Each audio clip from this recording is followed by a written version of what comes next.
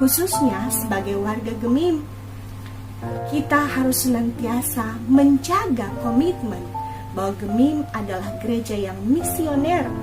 Maka kita harus terus menjalankan misi mengabarkan Injil kemanapun, kepada siapapun, dan dalam situasi bagaimanapun.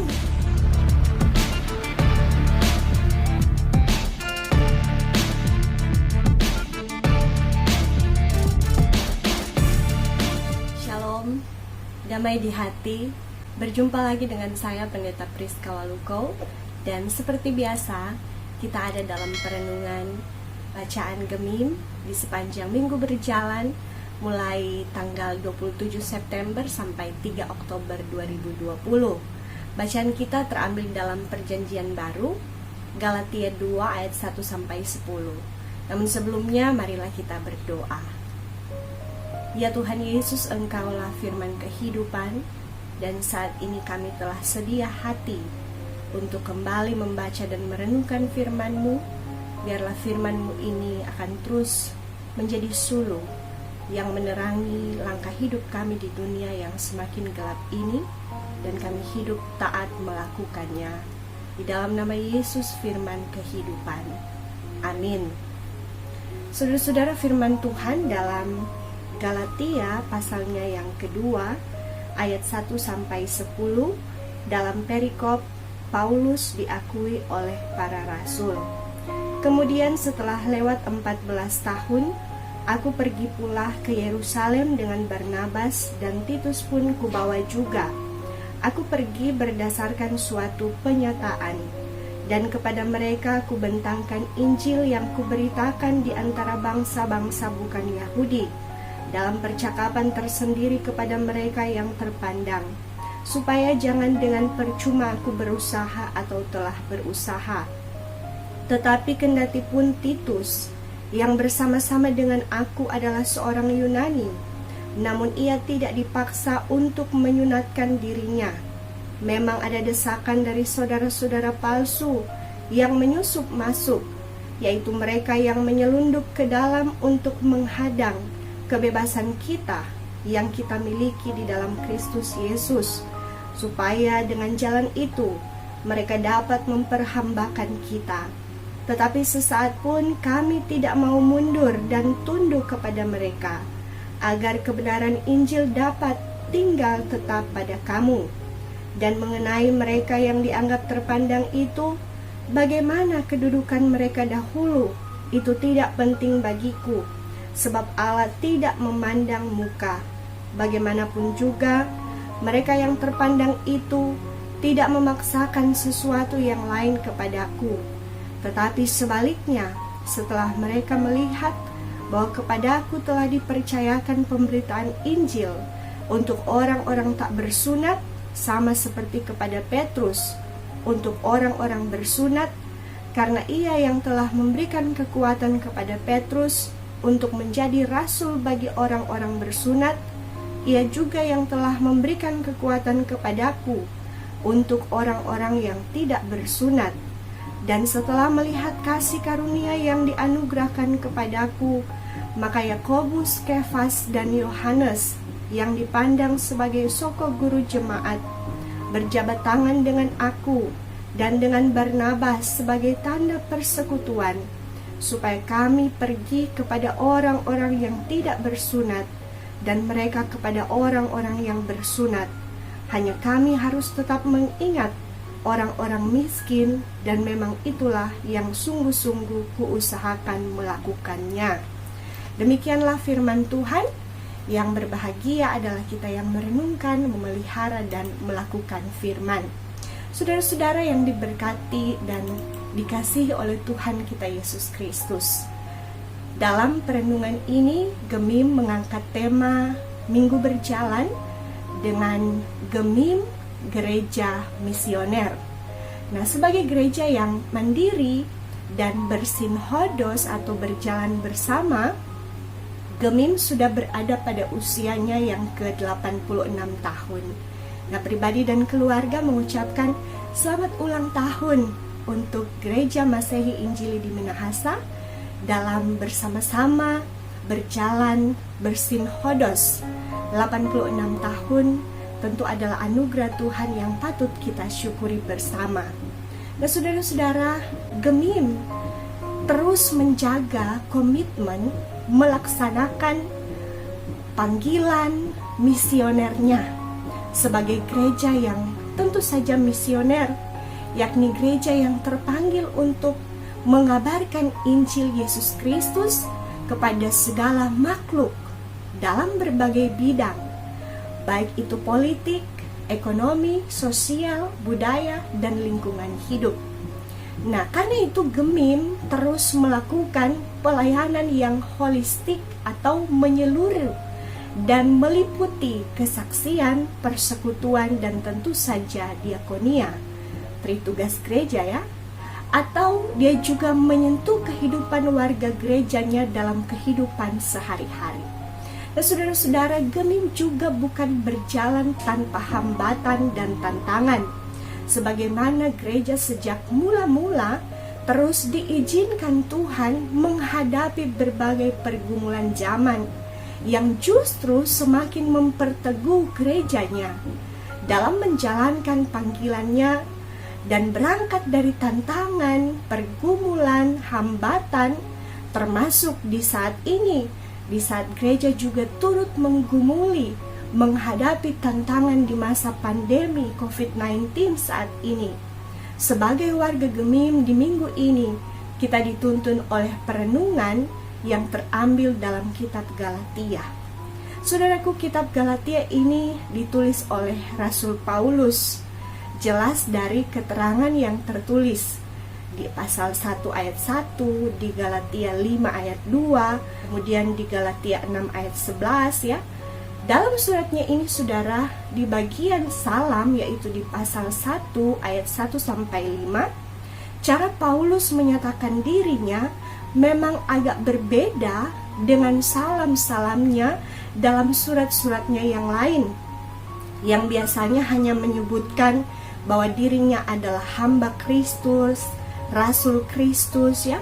Tapi di salamnya kali ini ia lebih menjelaskan tentang kekhususan posisi kerasulannya, yakni bahwa ia menjadi rasul bukan karena manusia, juga bukan oleh seorang manusia, melainkan oleh Yesus Kristus dan Allah Bapa yang telah membangkitkan dia dari antara orang mati. Nah, dari sini kita dapati maksud penulisan surat Galatia, yakni pertama-tama hendak menjawab pertanyaan-pertanyaan yang menantang dan mempersalahkan kerasulan dirinya yang ditimbulkan oleh orang-orang yang Paulus sebut sebagai saudara-saudara palsu. Itu dicatat di Galatia 2 ayat 4 juga. Yang menurutnya adalah penganut agama Yahudi. Mereka yang mengajarkan ajaran-ajaran sesat kepada jemaat-jemaat Kristen di Galatia, yakni meliputi Antioquia, Pisidia, Iconium, Listra, dan Derbe, yang menjadi penerima surat Galatia. Nah, dalam ajaran saudara-saudara palsu ini, mereka berpendapat bahwa orang percaya yang non-Yahudi harus disunat, dan bahkan berpendapat bahwa sunat berhubungan langsung dengan keselamatan manusia.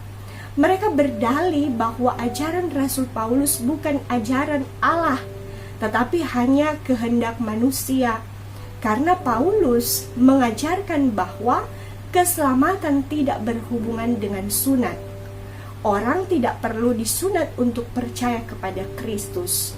Nah, karena itu secara umum dalam surat kepada jemaat Galatia, Paulus pertama-tama menegaskan bahwa kerasulannya ia terima dari Tuhan, bukan dari manusia.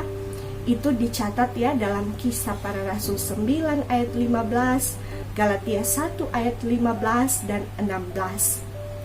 Nah, Paulus juga menyatakan penginjilan juga harus menyentuh orang bukan Yahudi, yang juga menjadi tugas khususnya. Karena keselamatan adalah untuk segala bangsa, bukan hanya untuk bangsa Yahudi. Dan di bagian akhir surat ini, Paulus menunjukkan bahwa sebagai orang Kristen sejati, yakni yang sudah lahir baru dalam Kristus, akan dengan sendirinya menyebabkan orang itu melakukan perbuatan-perbuatan Kristiani. Kita tentu sangat mengenal ya tentang perbedaan perbuatan daging dan perbuatan oleh buah-buah roh yang tercatat di Galatia, yaitu di pasal 5 ayat 19 sampai 25. Nah, saudara, khusus bacaan kita di saat ini dalam Galatia 2 ayat 1 sampai 10 terdiri dari pembagian ayat sebagai berikut. Ayat 1 sampai ayat 2 berbicara tentang Paulus yang menceritakan bagaimana ia kembali ke Yerusalem setelah perjalanan misinya yang pertama bersama dengan Barnabas dan Titus. Paulus menerangkan kembalinya ke Yerusalem ini karena suatu penyataan dari Tuhan sendiri. Di sana Paulus menceritakan bagaimana ia mengabarkan Injil kepada bangsa-bangsa non-Yahudi sebagai panggilannya untuk mengabarkan kabar baik. Di sini saudara terlihat bahwa Paulus benar-benar menjalankan tugas kerasulannya, bahkan di hadapan mereka yang dipandang sebagai orang-orang terpandang. Nah, mereka ini adalah 12 rasul, saudara. Kemudian ayat 3-5 berbicara tentang bagaimana Paulus menyatakan bahwa peraturan sunat tidak lagi diperlukan bagi orang yang telah bersatu dengan Kristus. Contohnya adalah Titus yang beserta dengan Paulus pun seorang Yunani, tetapi ia tidak dipaksa untuk disunat.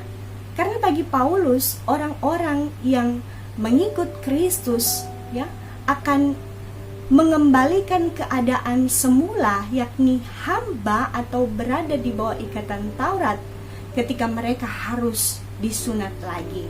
Tapi keadaan pengikut Kristus setelah Kristus menebus dosa di kayu salib bukan lagi hamba, tetapi orang merdeka, dibenarkan karena kasih karunia, bukan oleh perbuatan, apalagi karena melakukan Taurat.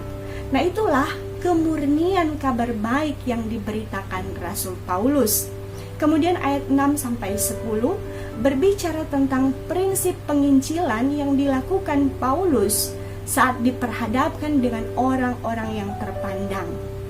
Paulus meyakini bahwa Allah tidak memandang muka. Bagi Paulus, mengabarkan Injil adalah tanggung jawabnya kepada Tuhan yang sejak semula memilih dia. Bukan kepada manusia dia harus bertanggung jawab, sehingga bahkan para murid sendiri mengakui karunia kerasulan yang dimiliki Paulus dalam memberitakan Injil khusus kepada orang-orang bukan Yahudi, sama seperti karunia yang dimiliki oleh Petrus dalam menginjili orang-orang Yahudi. Sehingga dalam bacaan kita, Yakobus, Kefas atau Petrus dan Yohanes yang dipandang sebagai sokong guru jemaat atau ibarat sebuah bangunan mereka adalah tiang tengah yang menopang keseluruhan bangunan itu. Mereka bertiga berjabat tangan dengan Paulus dan Barnabas sebagai tanda persekutuan, persahabatan, kesepakatan, bahkan saling meneguhkan dalam melaksanakan pemberitaan Injil masing-masing. Paulus kepada orang-orang non-Yahudi dan mereka bertiga kepada orang-orang Yahudi. Nah, saudara-saudara, di akhir bacaan ini, yakni di ayat 10, mereka juga sepakat untuk pengingat orang-orang miskin. Artinya penginjilan mereka juga harus mencakup pelayanan diakonia, yakni memperhatikan dan membantu orang-orang berkekurangan. Itu juga bagian dari kabar baik, saudara. Nah, saudaraku, berangkat dari perenungan ini, kita terpanggil sebagai warga gereja, khususnya sebagai warga Gemim. Kita harus senantiasa menjaga komitmen bahwa Gemim adalah gereja yang misioner. Maka kita harus terus menjalankan misi mengabarkan Injil kemanapun, kepada siapapun, Dan dalam situasi bagaimanapun, ingat firman Tuhan dalam 2 Timotius pasal 4 ayat 2. Beritakanlah firman, siap sedialah, baik atau tidak baik waktunya. Nyatakanlah apa yang salah, tegurlah dan nasihatilah dengan segala kesabaran dan pengajaran. Siap sedia kabarkan Injil, di dalamnya menyatakan apa yang salah. Dengan teguran dan nasihat, tetap sabar dan penuh pengajaran. Nah saudara, di bagian ini saya hendak merefleksikannya seperti ini. Kabarkan Injil kemanapun, berarti tidak pilih-pilih tempat. Mau tempat itu nyaman, tempat itu rawan, tempat itu basah atau kering, ya, istilah khusus untuk para pendeta ya yang biasa sering dimutasikan, ya. Ada istilah-istilah seperti ini, oh tempat basah, tempat kering dan sebagainya. Sebagai para pendeta secara khusus, pendeta harus siap ditempatkan di berbagai tempat, mengabarkan Injil kemanapun, dalam tempat yang seperti apapun. Kita terpanggil untuk selalu siap sedia memberitakan Injil Kristus. Jika Tuhan mengutus, Tuhan juga yang mengurus saudara. Kemudian yang kedua, kabarkan Injil kepada siapapun. Berarti tidak memandang apa latar belakangnya, sukunya, budayanya, pendidikannya, ekonominya, status sosialnya. Jangan merasa hina menginjili orang miskin saudara. Karena dalam perenungan kita justru orang miskin ditekankan untuk diperhatikan. Atau jangan bangga bila harus mengabarkan Injil kepada orang-orang terpandang, pejabat, orang kaya, ya. Ingat saudara, Tuhan tidak memandang muka. Siapapun dia, kabarkan Injil dengan motivasi agar Kristus diberitakan, diimani dan disembah sebagai Tuhan dan Juru Selamat. Jangan dengan motivasi yang salah saat mengabarkan Injil. Kemudian yang ketiga saudara, kabarkan Injil dalam situasi apapun. Artinya, kendati kita dalam tekanan, kita dalam kesusahan, dalam pergumulan, Injil harus diberitakan. Sebagaimana Rasul Paulus yang menghadapi macam-macam tantangan, hambatan, penolakan, bahkan penganiayaan. Dan dalam konteks bacaan kita, ia menghadapi ajaran sesat yang menantang dia. Ia maju saudara, meluruskan ajarannya dengan berani dan tegas. Demikianlah kita tidak boleh takut membela Injil. Jika Injil dibelokkan atau ada orang percaya yang disesatkan, maju dan luruskan ajaran yang benar. Beritakan kabar baik. Percayalah saudara bahwa sebagai orang-orang yang sudah dimenangkan Kristus, kita pun akan dimenangkan dalam pekerjaannya yang mulia lewat pemberitaan Injil. Lalu, kenapa para rasul mati martir pendeta? Kenapa mereka harus mati dianiaya dan disiksa? Rasul Paulus pun dipenggal oleh Kaisar Nero. Saudara, untuk apa kita menang di dunia tapi kalah di dalam neraka? Kemenangan kita adalah di sorga baka. Meski di dunia kita menderita karena Injil, tapi bukankah Kristus menderita di dunia? Bagaimana mungkin kita pengikut Kristus tidak mau menderita? Ingat saudara, meskipun di dunia kita menderita, tapi kita dijamin bahagia kekal di sorga baka. Yang terpenting adalah kita tidak terpisahkan dari kasih Kristus. Roma 8 ayat 35 sampai 37. Siapakah yang akan memisahkan kita dari kasih Kristus? Penindasan atau kesesakan atau penganiayaan atau kelaparan atau ketelanjangan atau bahaya atau pedang? Seperti ada tertulis, oleh karena engkau kami ada dalam bahaya maut sepanjang hari. kami telah dianggap sebagai domba-domba sembelihan, tetapi dalam semuanya itu kita lebih daripada orang-orang yang menang oleh Dia yang telah mengasihi kita.